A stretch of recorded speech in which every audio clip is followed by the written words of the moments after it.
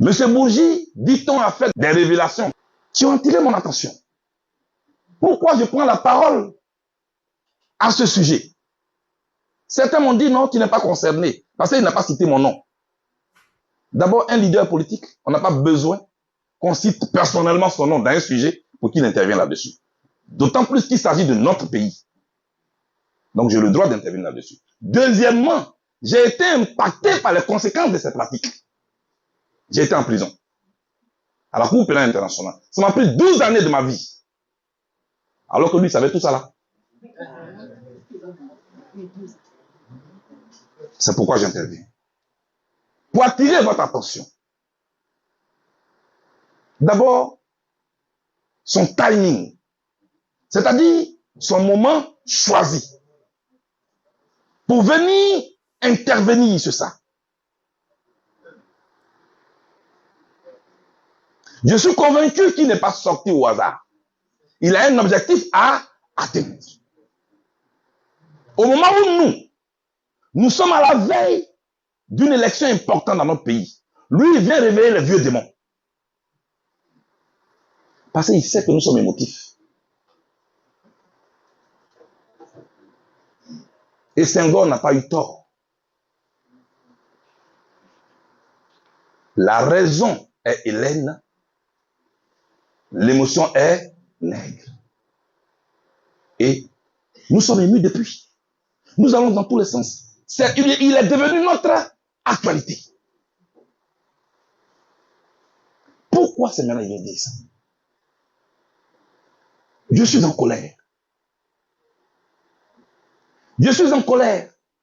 Parce que je l'ai entendu dire, je veux laver ma conscience. Non, monsieur Bourgi, votre conscience ne sera pas lavée. Elle sera sale, comme l'argent sale que vous avez transporté. Et elle va rester sale. Vous n'allez pas nous avoir cette fois-ci. Parce que nos yeux sont verts. Oui, quand Laurent, c'est lui que je cite, parlant du président Gbagbo, c'est lui qui parle. Quand mon ami Laurent a été bombardé, cela m'a fait mal. Et je vais laver ma conscience. Moi, j'ai fait plusieurs années en prison, blé aux oreilles, avec le président Gbagbo. Pas une seule seconde, je n'ai vu le prétendu ami là venir visiter celui qu'il appelle son ami aujourd'hui. Ne serait-ce même que par compassion. Je ne l'ai pas vu.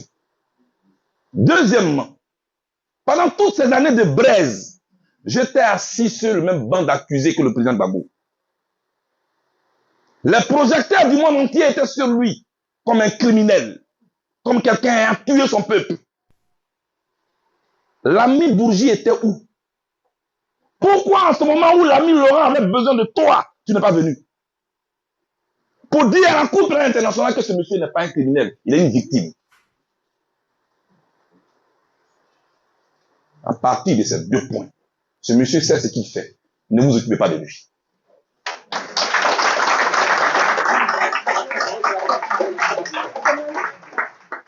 Ne vous occupez pas de lui. Il sait pour qui il a en mission. Vous savez ce qui me fait encore mal?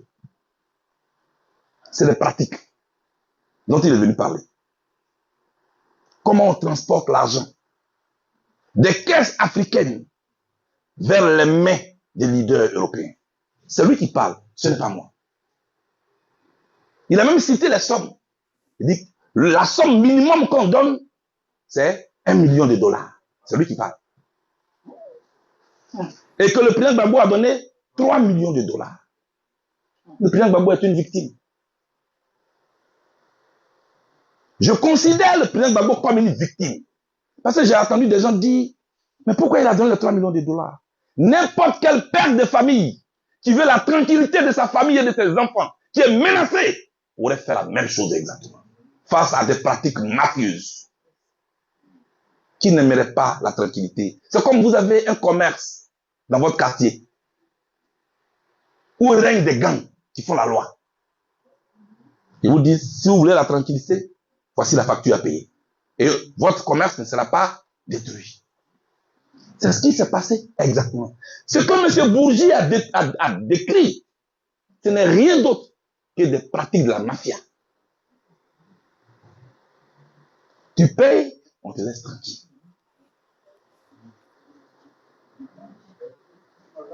Et le président Gbagbo pensait avoir acheté notre tranquillité. Mais ceux qui étaient en face, c'était des mafieux. Malgré ce qu'il a payé, ils sont venus, d'après eux, en griffe, le vitrifier.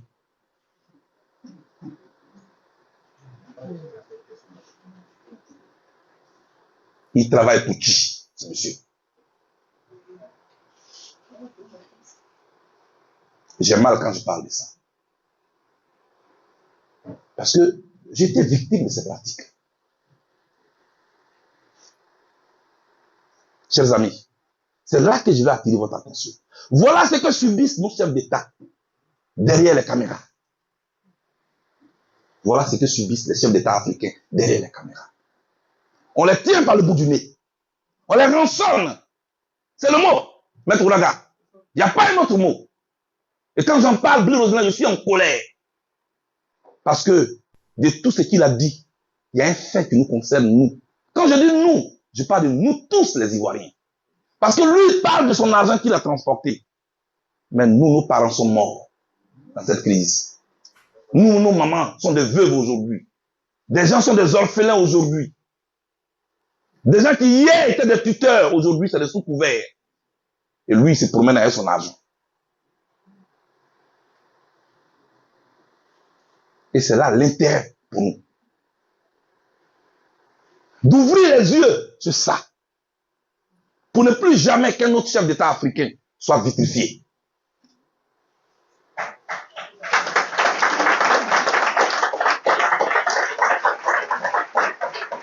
Qu'est-ce qu'il cherche à la veille de 2025? Je dis, quel est l'intérêt juridique de ça? Parce que quand il a fini de dire ça, et qu'il y a une victime selon ce qu'il a dit, donc il faut réparation. Là où on parle de victime, il faut réparation. Qui va réparer ce qu'on a subi? Qui va réveiller les Ivoiriens qui sont morts?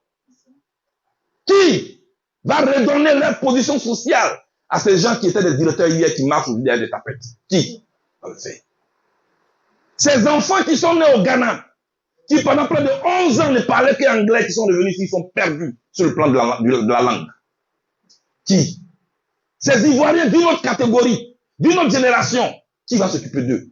C'est un problème pour notre nation, pour notre État, que eux ils créent et ils s'amusent. Et il assume sur un plateau et il est content. Et ça va émouvoir des gens. Ce monsieur doit être traduit en justice. Un transporteur d'argent sale. Nos pays africains sont des pays pauvres,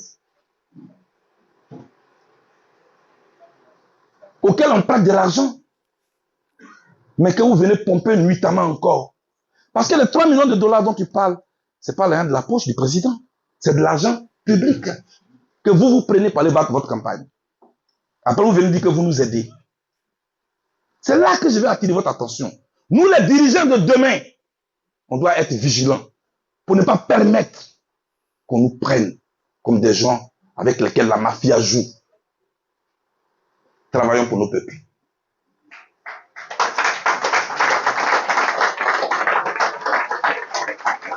Et donnons-nous des lignes rouges à ne pas franchir, quels que soient nos conflits. Nous avons une nation et elle est seule. Elle s'appelle la Côte d'Ivoire. Nous avons un continent et il est seul et il s'appelle l'Afrique. Regardez comment les gens jouent dans notre continent. Ce n'est pas eux qui parlent de bien mal acquis. Qui va sanctionner cela? Depuis nos millions de dollars. Qui va les sanctionner? Qui va sanctionner ceux qui sont venus prendre l'argent ici en Côte d'Ivoire, au Gabon, en RDC? Il a cité tous les pays. Et lui, il ne s'est pas inquiété. Imaginez que c'est un Africain qui fait ça. Il y a longtemps, on l'a arrêté. Que les ONG ont commencé à piailler. Mais regardez, ces ONG-là sont devenus muets comme une carte. C'est sur ça que j'ai voulu attirer votre attention. Nous sommes victimes d'une mafia dont les pratiques et le mode opératoire a été décrit par maître monsieur Bourgi. Il a écrit son livre. Ça n'a aucun intérêt pour nous. Ignorer ce livre-là. Ça dit que non seulement on est mort, non seulement ils ont pillé nos pays, parce que c'est lui qui le dit, les millions de dollars ils sont venus prendre. Maintenant, lui va écrire le livre, puis nous on va les payer. Il y a des gens qui m'appellent, tu as eu le livre? Je dis, quel livre? Moi, ici, en train d'écrire mon recueil de proverbes. C'est ça qu'on doit payer. Applaudissez-moi ça.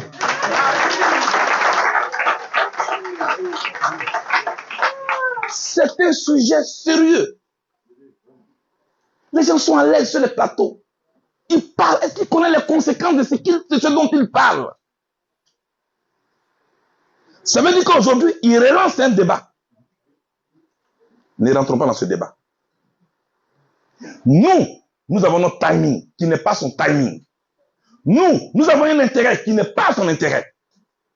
Nous avons une élection en 2025 qui nous attend. Nos parents sont morts en 2010, en 2015, en 2020. Comment faire en sorte qu'on ait un système électoral crédible, transparent, une liste électorale consensuelle, pour qu'en partant aux élections en 2025, il n'y ait plus aucun mort en Côte d'Ivoire. Voilà notre intérêt, et non le livre de ce monsieur, qui est un monsieur qui transporte l'alliance sale de l'Afrique. Et tu dois être puni. Il n'est pas un sauveur, il est un danger pour l'Afrique.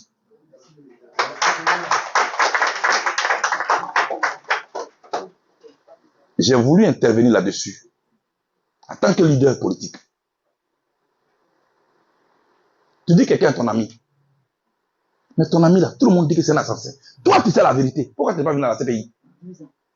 On était là-bas. Je ne l'ai pas vu. Chers amis, j'ai voulu attirer votre attention là-dessus. Je ne suis pas venu ici en tant que juge électoral. Je voulais vous rassurer là-dessus. Parce que quand j'ai fait cette annonce, il y en a qui ont dit, oh, il va venir insulter le président Gbagbo. On l'a envoyé. Je ne suis pas un insulteur public. Non. J'aime ce pays. Et chaque fois qu'il perd une seule plume, mon cœur saigne. Et je suis communicant. Je sais qu'il y a la tactique du moment choisi. Il y a la tactique de l'opportunité. Et un monsieur comme celui-là, qui est un rat de palais, il ne sort pas au hasard. Regardez très bien. Mais c'est à nous. Au moins nous, on peut maîtriser notre réaction. Au moins nous, on peut maîtriser notre agenda. Son agenda n'est pas le nôtre. Ce livre n'a aucun intérêt pour nous. Le seul intérêt, et ce qui est vrai, c'est que nous, nos parents sont morts. Ce que cette crise a divisé des voisins, c'est que des familles ont été disloquées. Et nous sommes en train de nous battre pour redresser notre société. Ne permettons à personne de venir réveiller les vieux démons. Pour nous permettre encore, nous amener encore à nous battre. Parce que quand on se bat, quand on se tue, qu'est-ce qui se passe? Les avions viennent, prennent leur ressortissage, ils sont partis. Et on se tue entre nous. Est-ce qu'on va le répéter encore? Est-ce qu'on va le répéter encore? Est-ce qu'on va le répéter encore? Il faut tirer les leçons de ce qu'on a vécu. Celui qui veut diriger la Côte d'Ivoire est comme une femme.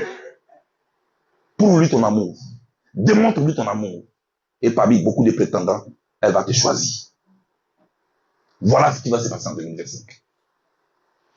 Ça, c'est derrière nous. Nous cherchons à tourner ce chapitre-là. Ce chapitre douloureux de l'histoire de notre pays. Mais j'ai eu mal. Parce que j'en ai été victime aussi. Oui. Vous savez, les mercredis à la Cour pénale internationale, qu'est-ce qui s'est passé?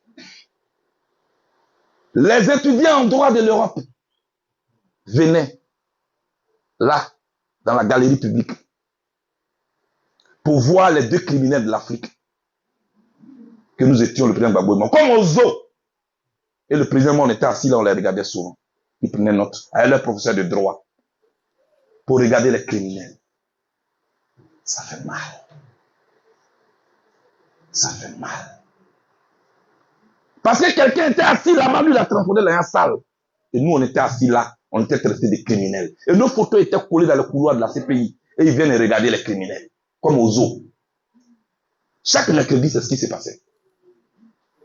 Il était où? Il était où? Non, il ne rend pas service au président Gbagbo maintenant. Non. Non, il ne rend pas service au peuple de Côte d'Ivoire maintenant. Non. Il vient encore nous diviser, ce monsieur. Ne lui donnons pas l'opportunité. Voilà ce que je voulais dire, Rosalie. Voilà ce que je voulais dire aux Ivoiriens. Voilà ma réaction face aux révélations de ce monsieur, que je considère comme un homme sale, qui transporte de l'argent sale, et qui veut laver sa conscience. Ta conscience ne sera pas lavée, parce que ta conscience est faite pour être sale. C'est moi qui te dis ça. Comme tu es avocat, convoque-moi en justice.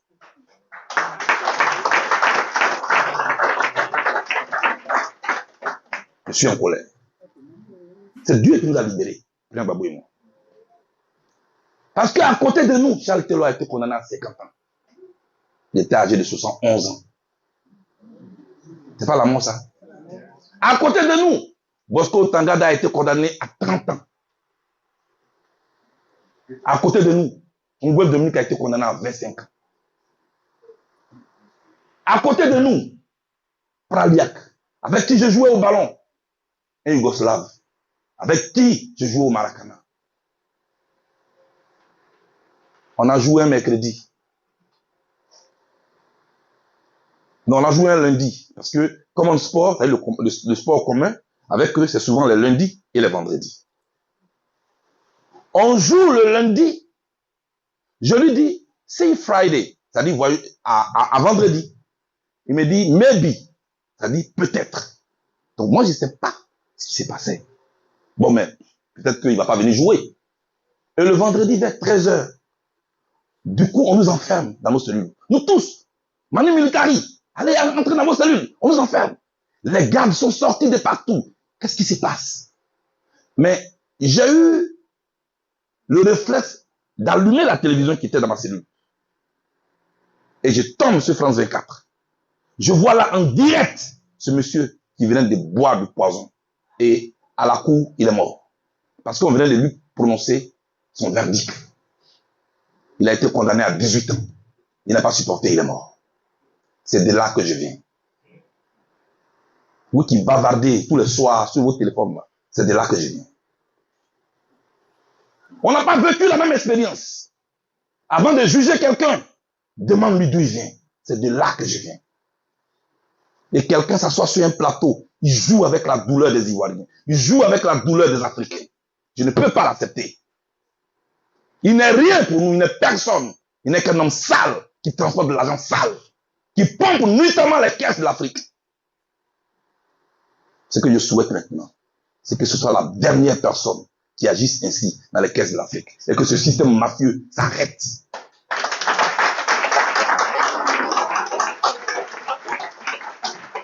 C'est trop facile de détruire la vie des gens et après venir écrire des livres pour encore nous prendre de l'argent dans nos poches. Vous voyez ça? Jeunes de Côte d'Ivoire et d'Afrique, je vous lance un appel. Donnons-nous un système électoral crédible. Donnons-nous des institutions crédibles pour ne plus jamais que ce qui est arrivé en Côte d'Ivoire arrive ailleurs.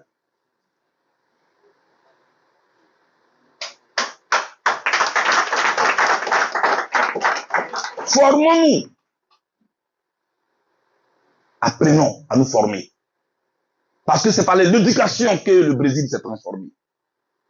C'est par l'éducation que la Chine s'est transformée, que l'Inde s'est transformée et concurrence aujourd'hui l'économie des Occidentaux. Arrêtons de pleurer. Quittons les murs de lamentation. Formons-nous et regardons l'avenir avec espoir. Telle est ma position. Je vous remercie.